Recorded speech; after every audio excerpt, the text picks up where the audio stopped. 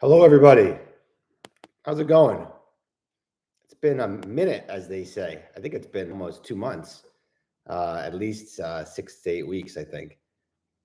Is my, I'm looking at myself and it looks like my mouth is moving slightly slower than my words.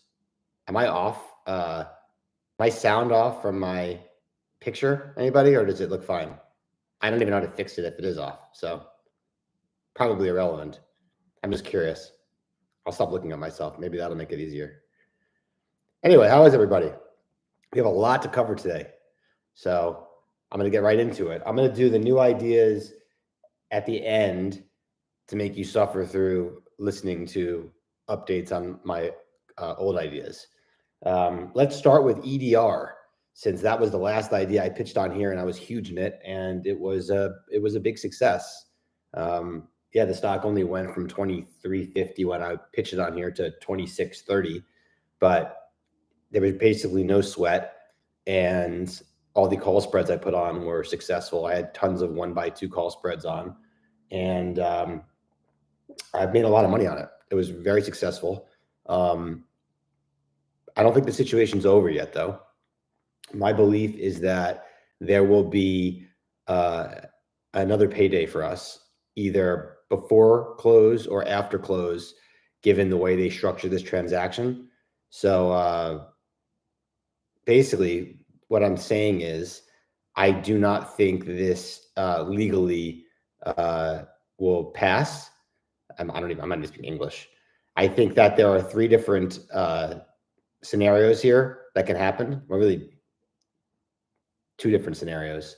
The first one would be is that you get an activist pre-close, and the activist says that if they do not bump and change to a majority of minority vote, then they will either sue post-close or they will ask for appraisal rights at close. I think there's a decent chance of that happening. The incentive for Endeavor to do that would be if they do change it to a majority of minority vote, which they currently do not have, that would mitigate any chance of lawsuits post-close. So I'm not really explaining myself well. When a controlling shareholder buys out a minority shareholder, almost always they require, for their own benefit, 2 things to happen: a special committee blessing the idea, and a majority of minority vote, which means people that are not the people buying the company get to vote on whether or not they approve the deal or not. And this goes back from years ago with Delaware case law that keeps lawsuits from happening post-close if you do those 2 things. You can look at, I don't know, 5 or 10 transactions over the last decade that have either offered a minority vote or have not. And most recently, there were 2 that did not.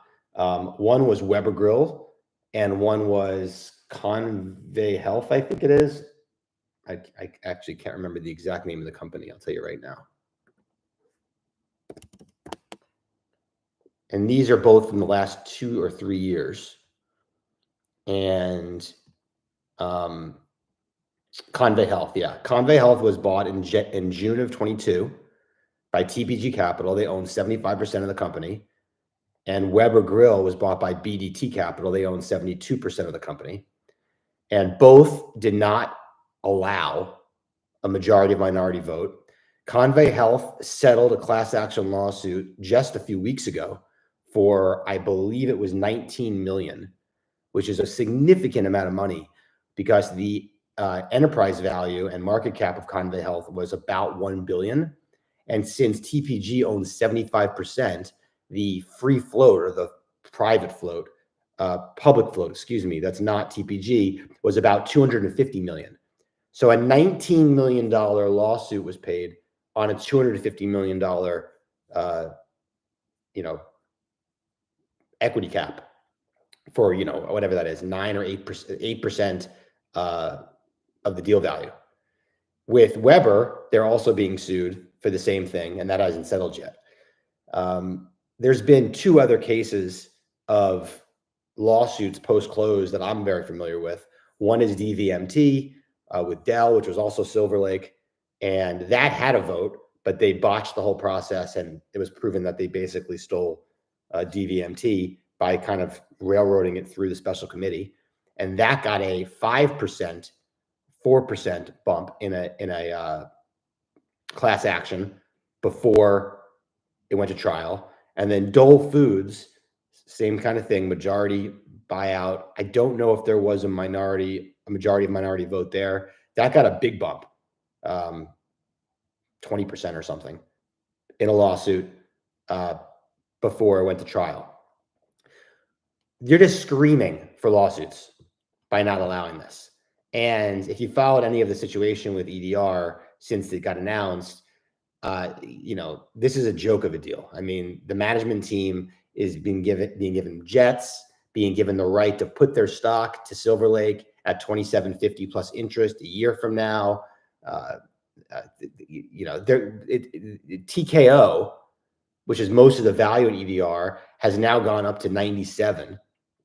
And if you do a sum of the parts with it at 97, they're buying the rest of the business at, 5-6 times EBITDA, a very low multiple versus what it's actually worth. And the way appraisals work, I believe, is it's the value of the company at close that the judge will look at, not the value of the company at deal announcement. So I believe, there we go. Chris, thank you, Chris. Dole had no majority of minority requirement. And there you go. That makes sense to me, Chris. That's why I figured there was a lawsuit. So they're just asking for a huge lawsuit here. And my guess is that Silver Lake has this baked into their model, to what they're paying for the company. Let's say they have to pay $500 million or even $1 billion 3 years from now. It's kind of a rounding error on a $25 billion enterprise value. And, there's always a chance that they wouldn't have to. I think the cynic in me thinks that they have baked in an activist coming and having to bump and then changing it to a majority of minority. And I think that they will do that pretty easily because the vote would go through. That's the part that's pretty amazing about the situation. If they offered a vote at $27.50, I believe it would have went through. And they just didn't want to have to deal with the same thing that happened. They also were involved, by the way, with Dell and the LBO, where there was a vote and Michael Dell didn't own 51%, so it didn't matter. But there was a vote and activists came in and they had to bump Dell to get it through. So for them, I feel like this is an easy decision. They decided to make it $27.50, make it no vote. And then if an activist comes in, they'll make it $28.50, turn it to a vote, and it'll pass. And they won't have any lawsuits post-close, or it'd be much harder to litigate that if you change to majority minority. Can small owner piggyback on big holder appraisal right stuff? A friend of mine told me we could do that if we wanted to, Glenn. Someone actually brought that up to me. I don't know whether that's true or not, but I was told you could piggyback if it came to that. So what am I doing with EDR? I'm still huge in it. It's almost all, actually it is all options at this point, but the options are 100% delta, right? Like $24, $25 calls. And I own them in every month. I'm all out of common. And, the math here, in case you're wondering, is you get 4 dividends. So no matter what, whenever it closes. So it's 24 cents for the dividends. It's $1.15 left in the ARB. So it's like $1.40, $1.39, $1.39 you're going to make on 26.35. I haven't done the math recently. I think it's like a 5.5 or 5.7% gross return, something like that. And it should close hopefully by December. So, you're looking at like an 8-9% IRR, or like an 7.5-8% IRR, something like that, 8%. So you're fully covered with your funding costs, with margin costs being like 6% or 6.1% if you have, if you're in Interactive Brokers. And I think it's a free roll, a free look at an activist coming in and saying that they are going to sue and they want to bump. And I seriously put like a 50% chance of this happening. And I put like a 90% chance of there being lawsuits post-close. And you have to own it at the close for the lawsuits post-close, which makes me think that this will trade over 27.50 on the close. I actually think the lawsuit value in this is worth anywhere between a dime and 30 cents, because you might get as much as $2 or $3 in a settlement. So that's EDR. Let's go to QURE. QURE is my biggest position. That's a real position. Yeah, EDR is like 140% delta adjusted. I'm not kidding, but there's no risk in that anymore. So I don't really count it. QURE is big. It's been nothing but pain, and I keep buying more of it. And look, it's very risky. I mean, they have $9 in net cash as of March 31st. It's $4.70. And every day they're bleeding cash, and they have 4 clinical assets. Only one of them is currently, far along, which is Huntington's, of course. And most people don't think it works. There are some people that do think it could work. And you only get paid here if they do something strategic, right? They have to either sell the company, or they have to partner Huntington's, or they have to shut the company down, basically. The only way you get paid if they don't do one of those 3 things is have Huntington be an unequivocal success, which is pretty much impossible. But it's definitely possible that come the next.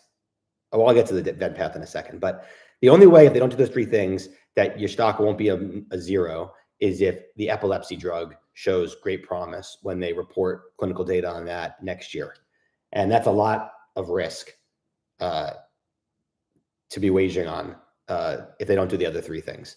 So what do I think the event path is with QURE? We should, by the end of June, you should get an update on Huntington's, and it's going to go one of 3 ways. It's either going to be show complete stability from the previous update, and if it did that, the stock could go up 25 to 75%.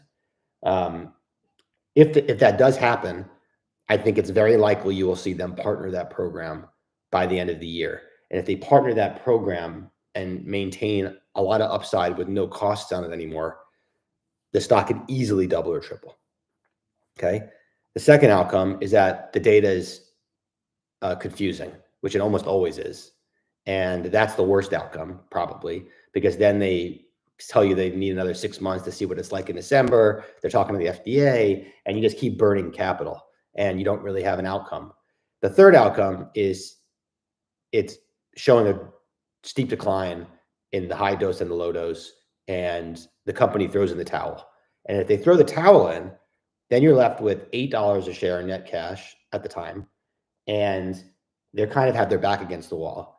And I think it's more likely than not that they would do something strategic, sell the company by the end of the year, and not risk the whole company on the epilepsy readout. I've spoken to the company. I'm engaged with them. I'm not hearing bad things from them. They say the right things to me. They understand the urgency of the situation. They put in their last press release that they would not do a phase 3 of Huntington's on their own, only will partner it. It remains to be seen whether or not they show the goods, whether they actually do something strategic. I'm optimistic they will. Obviously, I'm wagering it. At 470 is very different than $6 or $7. So I try not to let the stock price influence my decision-making process. XBI has been decimated. It's been thrown out of the XBI. It's been thrown out of the S&P 600. It's not in the Russell 2000 because it's a foreign domiciled company.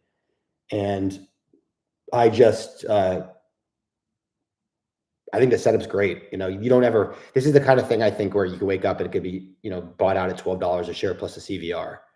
And people be like, whoa, that piece of shit. Well, $12 would be them paying like $100 million enterprise value for it. And a buyer would get 4 clinical stage drugs, 3 of them that haven't even been tested yet. And if HD only has like a 25% chance or 20% chance of working, and you've already, at this point, you don't have to test it in new patients. You can just wait 1 to 2 years to see if the remaining people that are on it are stable or nearly stable. And if they are, you have a very de-risked, project that, is a multi-billion-dollar drug. It's a very high unmet need. So that's a pretty interesting proposition for a pharmaceutical company. Now, will that happen? Your guess is as good as mine. But you're not asking for a lot here. Like I said, that would be $12 a share plus a CVR. It'd be about $150 million enterprise value. So that's why I remain in it. That's why I'm so big in it. I definitely could be wrong here. But I think if I'm wrong, they're gonna end the year at $6 in net cash if they do nothing, if they don't do any more layoffs, if they don't do anything strategic. It's $4.70, and that's the end of the year cash value. So, I think management is incentivized enough now with enough stock to not let this burn to zero. I do. The board, I don't know. They don't really own much stock. But I have spoken to, a board member, and, they say the right things. I don't know whether they're lying to me or not. I've been lied to before by biotechs. Speaking of lying biotech executives, Anthony at Ocular has been fired. He was fired last week. And that doesn't surprise me at all, based on my interactions that I had last year with him. So, yeah. And no, I'm not looking to rebuy Ocular. Anthony's not there anymore, but I don't think there's any catalyst in Ocular for at least a couple of years. They have to fully enroll this trial, and then they have to wait for it to read out, and it could take a long time to fully enroll it. So no interest in getting back into Ocular. All right. Any questions, actually? Let me see how many questions here. No questions. Oh, you planning on exercising to get the dividend? No, Steve, because it's a great question. The next dividend for EDR, I think, will come in June. And my options, it's only 6 cents. So when my May options expire, I don't know if I'll keep the common or not. I'll probably sell them because I'm on margin. So me paying a 0.25% borrow on it, just to make the 6 cent dividend in June doesn't make a lot of sense. But it really just depends on where it's trading. If it's trading 26, I'll hold it. If it's trading 26.50, I'll probably sell it. I have so many August and November calls that I'll be fine if I sell the May. I will not early exercise the August calls because the 6 cent dividend doesn't make sense given the margin costs. I'd have to hold the stock for at least 2 months, which will cost me 100 basis points in margin, and the dividend yield is only 1%, so it's a 0.25% dividend I'm getting. Anyway, I hope that makes sense. BBIO, that's my second biggest position. Oh, that's my third biggest position. My second biggest position is my new position that I'm going to disclose at the end of this. But BBIO is nuts. It just goes down every day. People are so worried about this ALNY readout in the end of June. I love BBIO. That one is very different than QURE. It has 5, very good assets, very high quality assets, 3 phase 3 readouts next year that all should be positive. I obviously think their lead drug is going to do gangbusters once it actually launches. I do not think it's a me too with Pfizer, and I've talked about it before in detail. So yeah, I love BBIO at $25. Goes down every day, mostly with biotech, but it's been a disaster. And I have a lot of confidence there that, I don't know, in 18 months, by the end of next year, that stock is double, I would say, double or higher. I put on in the past January 26, 45, 55 call spreads in that. I think I've talked about that on here. And I paid like $2 for those. I mean, you probably can get those on today for $1.50. I was trying to buy them for $1.40, and I can't get them filled for $1.40. But I think you absolutely can be looking at a $55, $60 stock at the end of January 26. After the phase 3 readouts are positive, and you see a really strong commercial launch with their lead drug.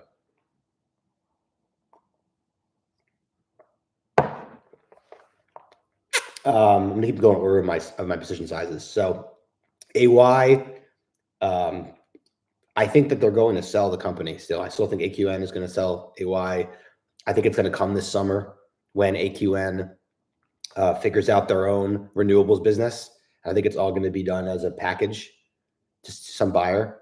And AQN's language about how the renewable sale process is going was very positive. So if that's going so well, you have to think that AY is also an interesting asset for somebody. It's been just so beaten down. So, it moves with rates, of course, but that's a big position of mine. I've been wrong on it so far, but I really feel like that's something's going to happen there, but by the end of the summer, excuse me. ROIV, ROIV, that's a big position of mine still. Only good things are really happening there. I mean, they bought back a huge amount of their stock in the low 9s. They have a path of how they're going to, manage the rest of their capital, whether it's buybacks or it's, more in licensing deals, or it's spending it on, Immunovant pipeline and whatever. And you're not paying anything for it. There's no EV for it when you add the Immunovant plus cash. So, and everybody thinks they're going to be able to win. They're going to win this mRNA trial. It's worth, billions of dollars. So, I love ROIV. There's no catalyst, but it makes no sense that the stock is 1040. I just don't think it's going to be it's going to be a while before you see it revalue. You're going to need to see something really material happen, some sort of event, and there's nothing on the horizon for that to happen there. Magnachip. I bought more Magnachip. That is my biggest loser of all time, both percentage wise and dollar wise, probably. Magnachip is now under $5. Your bet there is simply that they have business. There's a business still there, and either power or in display. Market's now pricing in that power doesn't have any business either, that it's going to go away. If they show stability in power this year and grow it, and if display shows any kind of life, towards the end of the year, it'll go back up to $7.50, $8, $9, $10. And I think there's minimal downside. You're literally talking about a market cap now of it's like sub 200 million. It's like 180 or 190 million market cap with, I don't know, 125 million in cash, something like that. 130 million in cash. They're going to burn 40 million of cash, 35 million cash this year. That's why it's been so hurt, because of the losses that are coming. But that's not sustainable, and that won't be like that forever.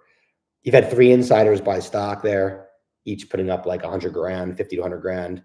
Usually those things don't matter, but I don't think these insiders are rich. And I don't think they'd be putting money into a zero. They're not doing it to save their job, that's for sure. So that's Magnachip is my dark horse candidate of the year here at 490. You're not going to find anyone that tells you that they like it. Amplify. I still own all my AMPY stock. I don't even know if I did a YouTube since that oil spill bullshit, but I bought a lot of stock on that fake oil spill. So that's turned into a big position again for me. And there's lots to like about Amplify. They're probably going to sell the Boroil assets. I don't know how to say the word. And oil is doing well, so they should get a good price for it. And I'm sure the beta drilling is going to work. And those two things alone should make the stock go above $10 by the end of the year. I like having oil exposure right now with all that's going on with the Middle East. So I like Amplify. I still own a position in EHAB. I don't know if I've talked about that at all on here. It's a small position. Basically, the rest of my positions are all ARB, and I'm going to start giving you some new ideas in a second. But EHAB is running the process. They've been running a process since September, and they reported decent earnings, and the stock went from mid 7s to 11. They said the process would be wrapped up soon, and people are getting antsy about it. It's not a cheap stock. So the problem with this is if it doesn't result in a sale, you're going to probably have it go down to $8.59 kind of thing. If there is a sale, it could go for as much as $15 or $16 or $17. Again, it's not a big position. It's very binary, but I own it, so I'm telling you about it. All right, I have 3 new ideas. I'm going to save the best for last, and they're all very similar. My new favorite thing, and it's just like EDR. I like these squeeze outs, these deals where a majority owner or a very large owner wants to buy out the rest of the shareholder base, and there are a bunch of them right now going on, and I own a lot of them. Let's get right into them. So in the least interesting, from the least interesting to most interesting, I put on a position in AGR yesterday. AGR, and AGR is a utility that is like a $12 billion utility that is majority owned by the largest utility in Europe that has a market cap of north of 90 billion. They own 82% of it. And AGR, like I said, is like 12.5 billion. So the free float is like 2.5 billion here. And in early March, they put out a press release saying that the majority owner has put in a bid to acquire it at $34.25. It was trading at 32. They said they're going to form a special committee, and they said that they're going to require a majority of minority vote. About 3 weeks later, the majority shareholder did an analyst day, and you could go find it on their website. And they have slides in there where they basically talk about this already being a done deal, not at that price, but that, this is, they're gonna consolidate it. They talk about the rationale behind it, and they say the deal should close in 9 to 12 months from that presentation, which was, like I said, like 3 weeks into March. They announced an earnings date last week, and they are not doing a conference call. This is not the parent. This is AGR. So there'll be no conference call, even though they've done conference calls in the past. And finally, they put out an 8K 2 days ago saying that they are postponing their annual meeting. There's usually an annual meeting in June or July. They're not doing it this year. So it has a 5% dividend yield, which I love because that funds you, right? If you borrow at 6% and I get paid 5% with the dividend yields, then I'm not paying any real net margin for owning it. Then you have to ask yourself, what's this going to get sold for? Well, the fact that there's a majority of minority vote is huge because it's pretty hard to steal it, right? If the special committee agrees to a very low price, you could have an activist come in, buy up stock, and vote no. It's hard for me to see how this goes for any less than 38. It can go for as much as $42 or $43. The unaffected was 32. If you do a 35% premium on unaffected, you get to the 40s. If you look at any kind of historical premiums paid for squeeze outs, they range in the 40 to 50% range. This is all relevant to what I'm talking about with all these new ideas I have today. So if you're going to get a 40 to 50% premium on 32, it's way higher. It could be 45. Now, this is a utility. So I don't know how that factors in to what kind of premium they would get here, right? But I'm very, very confident that there'll be a deal here. I just have no idea what the price will be. So let's say it's $38. Well, you get a 5% dividend yield as well, and you should get that till it closes. So if it's 38 bucks, is it going to be a hero return between now and when they announce it? No, but it should trade very tight because of that 5% dividend yield and the fact that it's pretty much the best buy you could ever ask for. A strategic that owns 82% of it already, and it's a complete rounding error to its market cap. And also it's, a boring utility. Pretty much zero chance of deal break, like literally zero. It'll trade super, super tight, which means the $38 deal might trade $37.75 or $37.70 because you also get the 5% dividend yield. So from $36.15 to $37.70, in the next, 2-3 months while I get paid to wait is pretty attractive. Now, am I chasing it? But I don't know what it should. I don't know what the right price is today, but I do think it's higher than 36.15. So I own that. The other one I own that is smaller is RCM, which is a super interesting idea where there's two shareholders, each owns like 30% of the company. This is a very complex situation. One shareholder, New Mountain, a private equity firm, put out a bid, a 13D, saying that they bid $13.75 for the company. It's trading $12.10, mind you. And it went over that bid. It went to $14.50. They asked for permission to talk to the other 30% shareholder to come to an agreement so they could acquire it together, because they hadn't reached an agreement yet. And they have all sorts of provisions that say they can't talk to each other about making a bid unless the company gives them permission. The company, meanwhile, formed a special committee in March and denied them the right to communicate with each other. And then the stock has gone down ever since. So people are worried that because the companies can't, the buyers can't talk to each other, that the company is either going to have unreasonable expectations for, what the bid price is going to be, or that, they're just going to walk because they can't get a deal done without that will satisfy the special committee, and that will that both parties will end up agreeing to, because both parties have said they will not sell their stake to somebody else. So if they won't sell their stake to somebody else, they both have to agree to a deal that they're going to roll.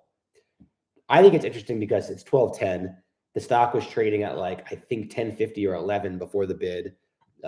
There's lots of reason to like the company outside of the bid, and there's obviously a reason why the private equity firm who put the CEO in charge recently wants to buy it all. There's an old write-up on Vic you can read about that. It was posted, I think, in December. And so it's not behind a paywall, and you can read all about the company there. There's no discussion about the deal, just about the company and about the value proposition.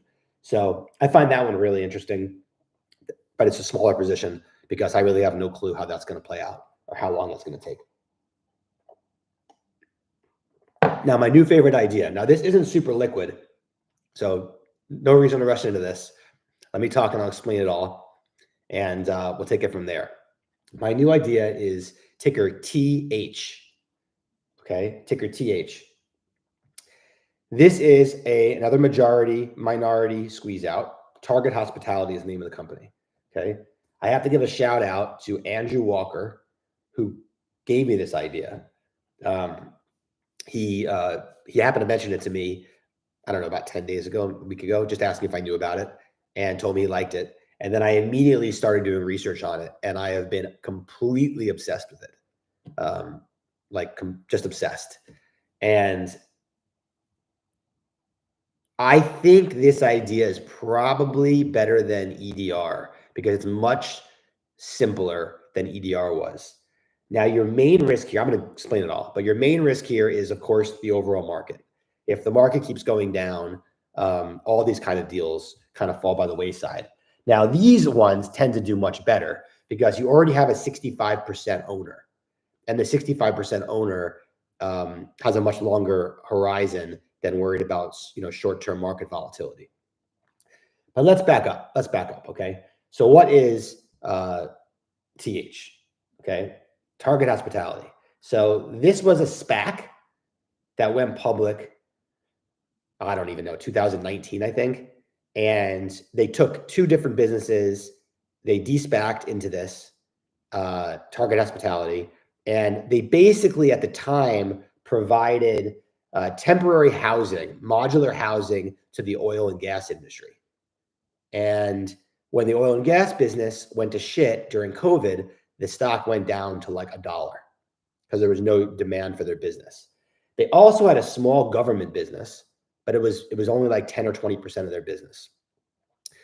Fast forward to, I'll just go in chronological order here. Fast forward to November of 2020, the private equity firm that owns 65% of the company offered to take them out at $1.50. They were trading at like $1 or $1.05. And they issued a 13D letter. And you could read the 13D letter on sec.gov. And I'm going to talk about these letters a lot. Actually, I think I have. If you wait 1 second, hold on. Yeah, I do. Great. I'm not going to read it to you, but I'm going to compare this letter to the current letter at some point in this YouTube. So the company issued a press release saying that they're in receipt of this offer and they're going to form a special committee and they'll get back to us. That was November of 2020. In March, I think I'm getting my months right. In March of 2021, oh, by the way, the stock went up way past 150. The stock went to 150, 160, whatever. From that moment on, the stock kept going up and it never looked back. And by the time they dropped their bid in March of 2021, I think the stock might have been 250 or close to $3. So the stock was like clearly undervalued when they lobbed in the $1.50 bid and it was trading at $1. Okay. In that letter, again, I'm going to talk about this more in detail. They say a few specific things. They say,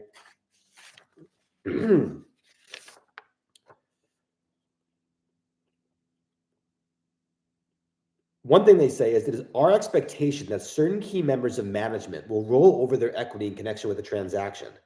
Given the Arrow Group's existing and controlling stake and history of the company, we will need to perform only very limited due diligence prior to executing definitive documentation. They then go on to say, our proposal should not be construed as indicating an interest in participating in any alternative change of control transaction involving the company. The Arrow Group has no interest in selling control of the company at this time. They then go on to say, we emphasize that neither the failure of the special committee to recommend a transaction nor the failure of the company's public stockholders to approve a transaction would adversely affect the Arrow Group's ongoing relationship with the company. The Arrow Group intends to remain as long-term stockholders of the company if a transaction cannot be completed under our proposal. Okay. So then 2021 happens. They drop the bid. And I believe in 2022, they get a huge they get a huge contract with the U.S. government to house unaccompanied minors at the border, and that ends up being what their main business is going forward. You can see the gap up in July of 2022. Now, as 2022 and 2023 play out, that contract is up for renewal in November of 2023. And tons of hedge funds and speculators are wagering that they are going to get the renewal and it's going to be at very attractive terms. Okay. Now, I should mind you, this is a very cheap stock. So it was trading at like 5 times EBITDA in 2023. So people loved it. And they were wagering that they would get this renewal. And sure enough, they get the renewal, but the terms are much worse than they were previously. And the renewal is for 5 years with a 5-year option of the government. And each of those first 5 years has to be renewed annually. And the government can opt out anytime they want to. So the stock went from 15 to 850, 859, all based on that. Meanwhile, the company has had a buyback in place for the last 18 months. And they announced in March, when they put out earnings, that they bought back 1.9 million shares of the 101 million shares outstanding in January and February of this year. They had never bought back stock before that. Okay. They then reiterated the guidance that they gave in December, which is for like about 200 million of EBITDA this year, which is a very low CapEx business. There's no net debt on the business, virtually none.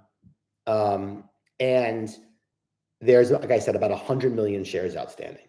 So right now it is like a $1.1 billion enterprise value and market cap, and they should do 200 million in EBITDA. So it's trading at 5.5 times EBITDA right now, unless my math's wrong for some reason. I think that's all right. Correct me if I'm wrong, anybody, but I think that's right. Very, very cheap. Okay. Now, the beauty of this idea, oh, I haven't finished with the factual things that have happened. So then we get on March 25th, another bid by the majority shareholder, which is a private equity firm that's based in Europe. They bid $10.80 for all the shares they don't have versus the stock trading at $9 before the bid. They claim it's a 21% premium to the close of the previous day and a 9% premium to the highest closing price since December 13th, the day they announced their disappointing EBITDA and revenue guidance. Now, the really interesting thing about this letter is this letter completely omits all the parts I read to you from the previous letter. There is no statement about certain members of management rolling their stake. There is no statement about how they are not going to sell their they will not sell their interest in the company to somebody else. Okay, and there is no statement about how the failure of a special committee to recommend a transaction, nor the failure of the company's public stockholders to approve a transaction, would adversely affect the Arrow Group's ongoing relationship with the company. There is no statement that says the Arrow Group intends to remain as long-term stockholders of the company if a transaction is not completed under our proposal. Why on earth would they be deleting those paragraphs? Well, first, let me tell you why you put those paragraphs in there. The reason why you put those paragraphs in there is you don't want to have to compete with other people in a process to rip off the minority shareholders.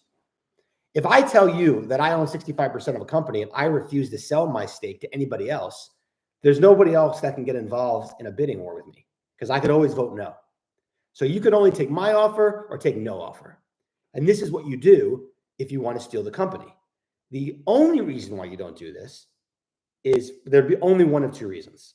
Okay. One, you want to not have lawsuits post-close that say, this wasn't properly shopped, because if you look at Weber and you look at even that other one, Convey Health, though that's the basis of the lawsuits. It's that they were not properly shopped and there was no majority of minority vote. And that's why we're suing. Now, by the way, this one is a majority minority vote. They explicitly say in both of the letters in 2020 and in 2024 that they demand and require a majority minority vote. So that's very good for us. And I'll explain why in a second. The second reason why you would omit those things from the letter is that you're totally fine with selling the company to somebody else. And you want to get started a process here and make it an exciting process. And maybe it sells for $15, $16, $17 a share and they get out. It's only one of those two reasons. Avoid lawsuits, or they're actually are open to selling themselves. The dynamic here is super interesting, okay? They have 35% of the shares are not owned by them. In that 35%, there are there's a 5 and a 6% shareholder. Both are hedge funds or, smart institutional management firms, not, vanilla, long only, or, some sort of mutual fund or whatever. And Target Hospitality, TH. One of those funds put out a 13G on March 26th, 13G, not D. And it was the day after the bid. And they went over 5% in the company. And the day they required the filing was March 25th. So they bought more stock on this bid and they paid over $10.85 for it, or $10.80, because it was trading at like 11, I think, on that day for the most part.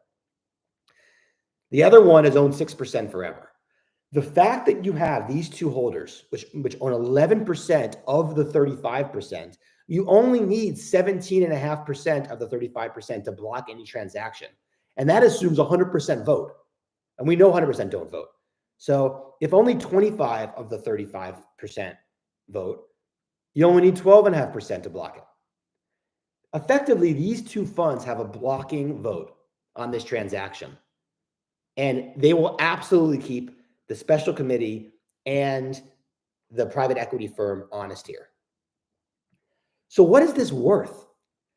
Well, this is a very unique and rare LBO in today's world, okay?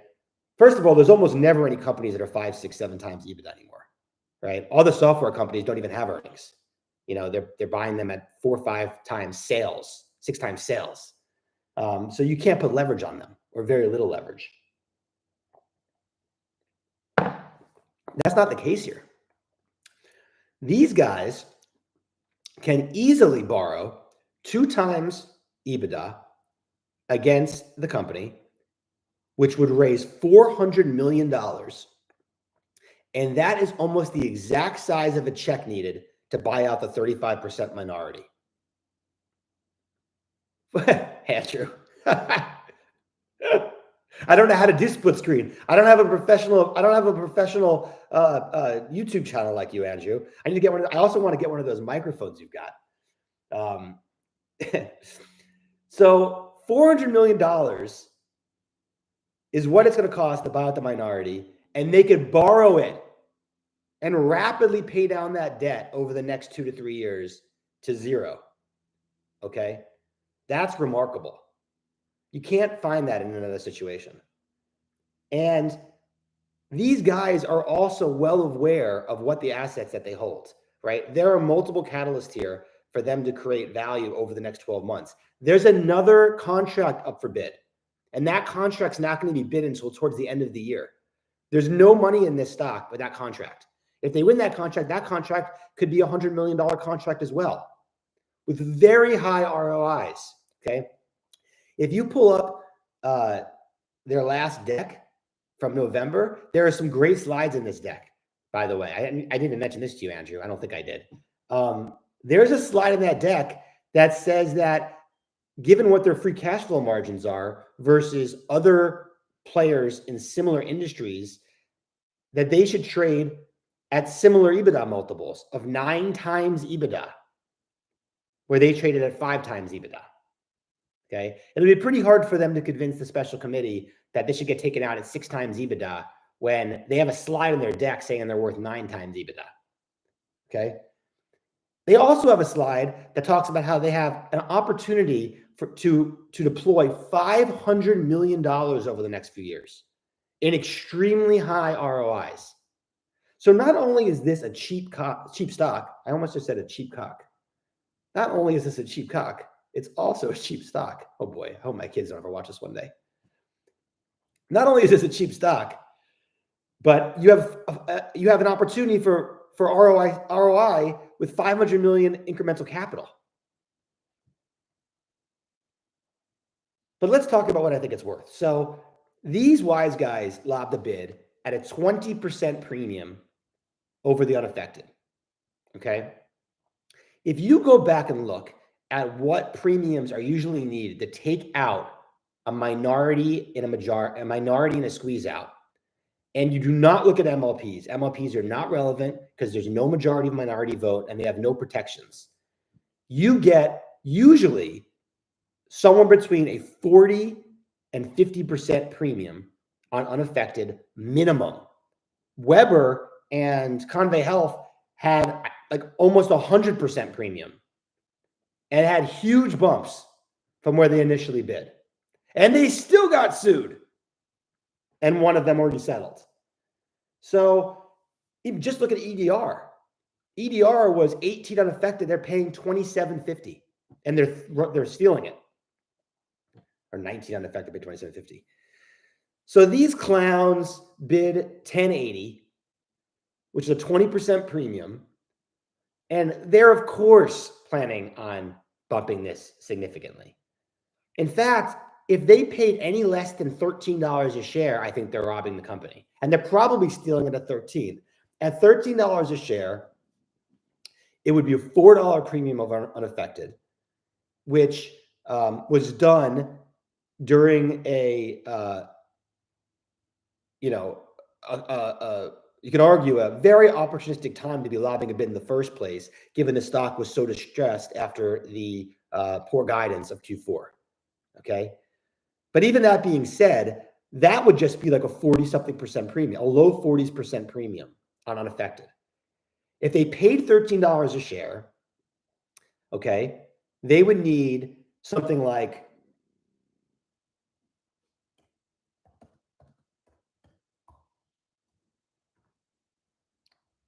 they would need, oops, I did that wrong. They would need 455 million to take out the minority. That would just be 2.25 times leverage on the company. And they would still have plenty of room with a revolver to be able to, spend the hundreds of millions they need to spend on growth CapEx. In fact, if you look back historically at this company, when they made the bid in 2020, at the end of 2020, this was over 4 times levered. I believe it was 5 times levered, and then it went to 4 times levered for guidance by the end of 2021. Okay. This is the kind of business that can have leverage on it. The revenues are incredibly secure. They have 90+% retention rates on their contracts, and almost all the revenue is guaranteed. It's not based on volumes at their facilities, but just based on duration. And I can assure you, if there was a real risk of Trump canceling this contract, or of them not renewing this in November, the 65% private equity owner would not be trying to acquire it right now. Okay. And these guys that own this are sharks. Okay. They are very, very smart. Okay. If you go and you read the background about this private equity firm, they basically only do a few deals at a year at most. And they have 10 to 15% of their money in the deals versus 5% of most private equity firms. You can read a Financial Times article on them. If you Google them, you'll find the Financial Times article. And they know what they're doing. Now, what are your risks here? Okay. Well, your risks obvious are the two of them are obvious. The first one is that the price they end up paying is shit. Now, to me, that would be like them paying 12 or 11.75. There is no world where they're going to get this for 1080. And there's really no world where they're going to get this for 11.50 or 12. But that to me would be my biggest risk, is that a deal gets signed in 3 months for 11.80. There's no dividend here. So, you'll make 5% gross in 3 months. Something like that. 4%, 3% gross, and if it's 11.50. Okay. Your bigger risk is that the market goes to shit. For some reason, they don't want to buy it anymore for that reason, even though they already own 65%. And then in the same vein, the special committee does not come to terms and an agreement with them. They can't, there's too much of a moat between what they want to pay and what it's worth, and no deal can get there. Where does it go then? I don't think it goes back to 9. I mean, that they want to buy this. That they are economic machines, and they're going to, monetize this one way or the other. If the special committee won't sell to them, then they will sell to somebody else. Andrew, you're right. I think this might be the one I do a podcast with you, buddy. I think I'm in. I think you're right. I finally feel good enough about a company that's simple enough to understand that I'm willing to talk about it outside of this bullshit channel. I think we have to do a podcast on this. It'll be like a jerk off session, but I think we should do it. So your risk is it breaks. Yeah, I'm in, Andrew. You just let me know. If it breaks, where does it go? Again, I don't know how it goes back to 9 or 9.50. There's no risk of these contracts being canceled in the next 9 months. This isn't the kind of business where you're going to wake up to kind of some sort of crazy tail risk situation. Maybe there's a scandal that happens and migrants are being abused at their facility. Migrants are dying at their facility. I mean, any of those kind of things could happen. I don't know, so for me, I think that it's much more likely that this gets done it gets done at a really good price, and then you have an outside chance that the fucking thing gets acquired by somebody else for like $15 a share. $15 a share is not that much money. It's $1.5 billion market cap enterprise value on a $200 million, EBITDA number. That's like 7.5 times EBITDA. You can lever it up 3 times, 3.5 times, and have ridiculously good free cash flow metrics, and then a path to invest lots of money behind it. This is why these guys want to buy it out. They're going to buy it out. They're going to invest the $500 million over the next few years, and they're going to flip this to another private equity firm at 8 or 9 times EBITDA. That is what's going to happen. And they're going to make a lot of money. And it's the kind of company that shouldn't be public. I mean, it's kind of gross, right? They're not, it's not jails, but they're housing unaccompanied minors, at the border. And I'm not so sure that's a great public company. So I think I captured everything. There is one negative that I found, just for full transparency.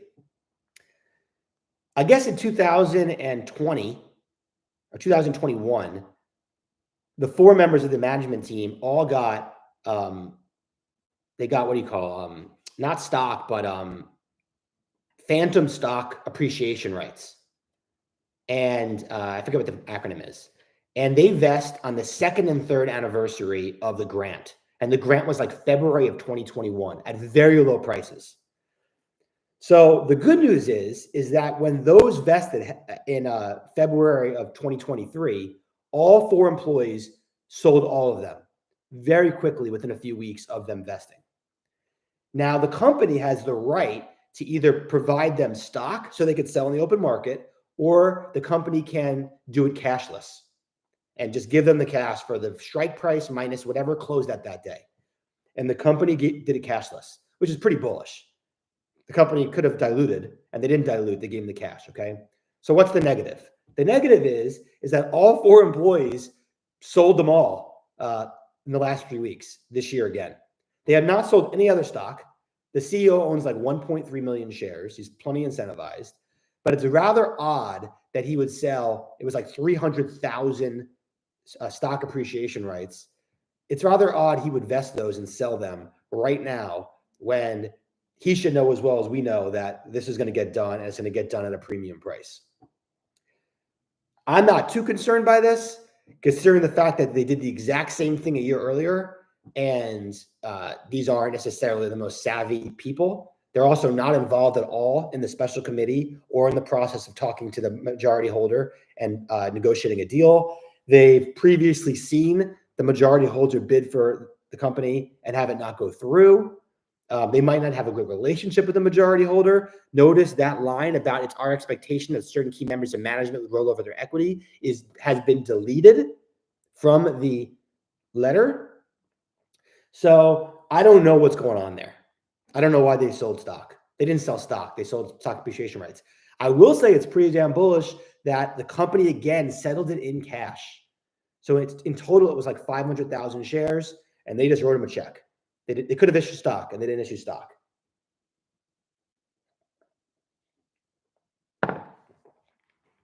Just looking at deck, 200 EBIT is forward projections in face of wanting to underpromise due to wanting to buy company. 2023 was actual 375 before lower contracts, so sandbagging likely. Yeah, it's pretty hard to know what the actual number will be this year. It will almost certainly be north of 200 million. If you read the transcript from last week, from at last earnings, they basically say they have no real money in there for the variable part of the contract. Everything else is committed. Yeah, Andrew, in hindsight, we probably shouldn't have done this on this podcast. We should have done this on your podcast, since it was your idea originally anyway. But whatever. Nobody watches this anyway. So where do I think they should be trading right now? That's the question I asked myself, and I ask myself today.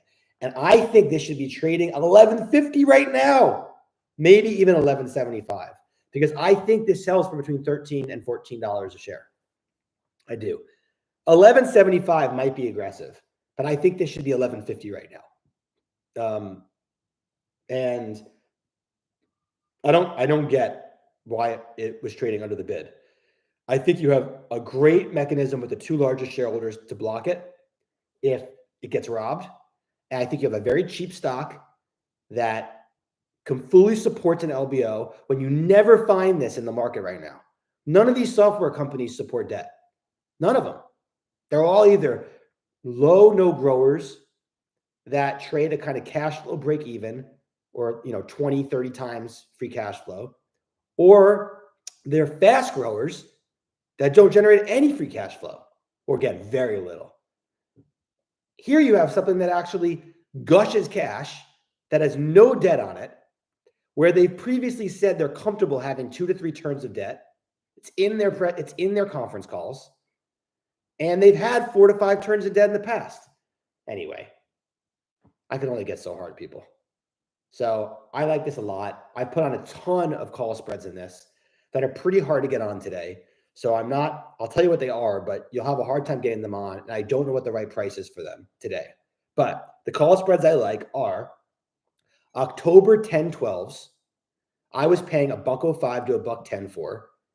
But I think you can make an argument that those are worth, $1.20. You'll definitely have this deal announced by October, of course. It should be announced by July. You might have it closed by October, but even if it's not closed by October, it will have almost no spread by October. And all you need is it to be a $12 or $12.15 deal for you to be fully in the money on the October 10/12s. So if those are $1.20, you're risking 80 cents. You're risking $1.20 for 80 cents, right? With something that I think is like a 90% chance of happening, both a deal and it being above 12. If there's no deal and the stock goes to 10 or 9.50, guess what? Those 10/12s aren't worthless. They probably trade at 50 cents, 60 cents. So you don't even lose all your principal. You'll lose half of it.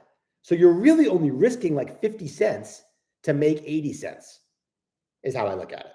So I love those. I have a huge number of those. I don't know what the right price is today. So, don't bid $1.20. I don't know what you'll have to pay to get them off.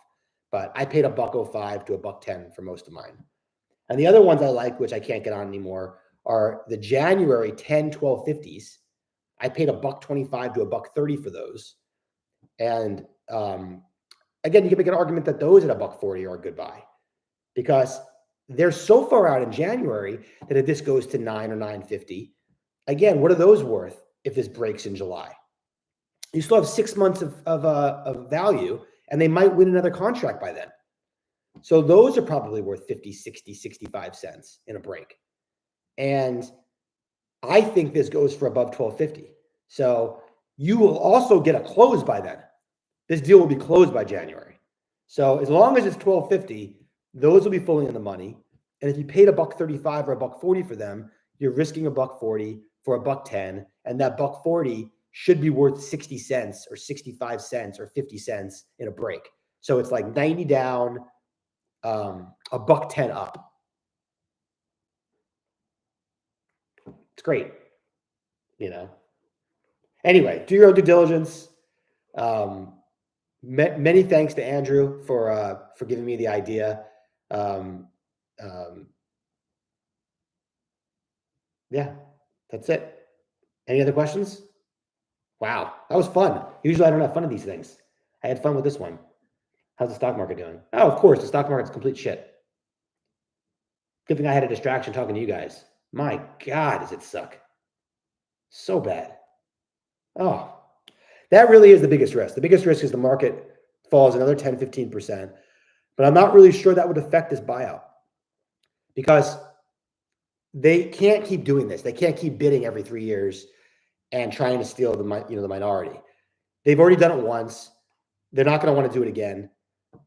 There's an easy path for them to be able to make money here that's completely uncorrelated to the stock market. So I don't think there's a huge risk here with the stock market. I just want to highlight that as your biggest risk here. Thanks a lot, guys. Thanks, Chris. Thanks, Andrew. Thanks, Jason. Thanks, Michael. Happy trading, everybody. I'll see you next time.